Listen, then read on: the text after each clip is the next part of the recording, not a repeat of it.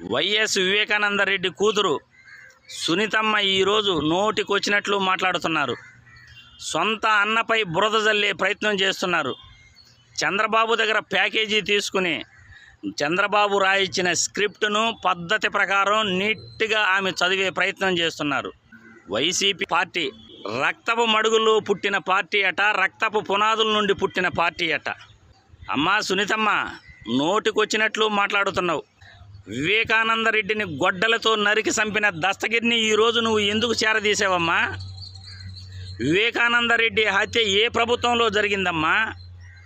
YS Vivekananda Reddy చనిపోయినప్పుడు మాజీ మంత్రి ఆదినారాయణ రెడ్డి గారు గుండెపోటుతో మరణించాడు అని చెప్పాడు. అప్పటి మాజీ ముఖ్యమంత్రి చంద్రబాబు నాయుడు కూడా గుండెపోటుతో మరణించాడు, ఆ హత్యకు మాకు ఏ సంబంధం లేదు అని అన్నాడు. ఎలక్షన్ ముందుగా